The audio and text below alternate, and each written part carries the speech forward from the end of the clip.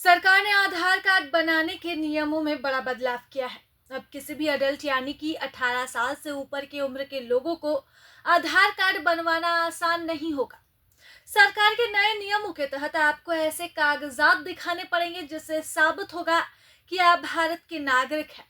इससे अवैध प्रवासी जो काफी आसानी से आधार कार्ड बनाकर दूसरे चीजों में प्रयोग करते थे पर भी लगाम लगेगी। आधार को नागरिकता के प्रमाण के रूप में नहीं बल्कि पहचान के प्रमाण के रूप में भी माना जा रहा है। इसकी वजह से ही इसे बिना किसी गहरे जांच पड़ताल के बनवाना संभव था। लेकिन अब हाल के दिनों में इसे बनाने को लेकर सरकार ने नियमों में बदलाव किया है। मतलब केवल वेरीफाइड एडल्ट ही इसे यूनिक आइडेंटिफिकेशन के लिए नामांकन करा सकते हैं। इसके अलावा भारतीय विशिष्ट पहचान प्राधिकरण भविष्य में अडल्ट को आधार कार्ड बनाने के लिए पासपोर्ट, राशन कार्ड, जन्म और मैट्रिकुलेशन प्रमाण पत्रों के ऑनलाइन डेटाबेस का भी उपयोग करने जा रहा है।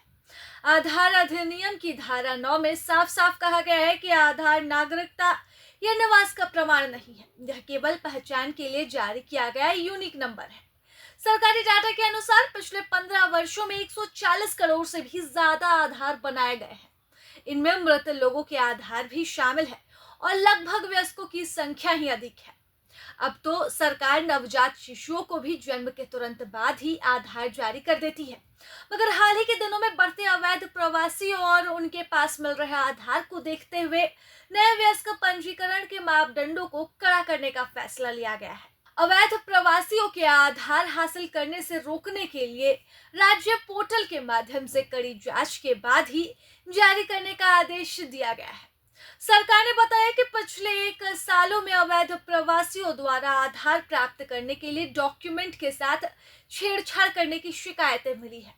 एक सरकारी कर्मचारी ने आदेश दिया है कि अब किसी भी अवैध प्रवासी के लिए अब आधार प्राप्त करना मुश्किल होगा। सूत्रों ने कहा है कि भले ही अवैध प्रवासी वोटरों ने वोटर स्पेशल इंसेंटिव रिवीजन के दौरान अपना नाम वोटर लिस्ट में क्लियर कराने के लिए आधार का प्रयोग किया हो, लेकिन नए प्रवासियों के द्वारा इन डॉक्यूमेंट्स का प्रयोग नागरिकता प्राप्त करने में संभावना बहुत ही कम है। यानी कि अब से आपके लिए आधार कार्ड बनाना काफी मुश्किल है।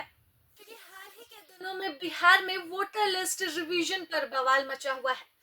बिहार में यहाँ पर विपक्ष का कहना है कि कईयों के पास कागजात नहीं है क्योंकि वहां पर बाढ़ के कारण सब कुछ बह जाता है।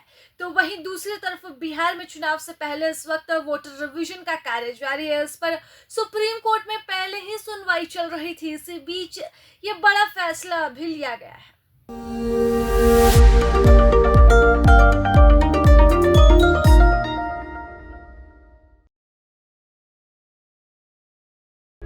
प्रभात खबर .com, विश्वास वही, रफ्तार नहीं।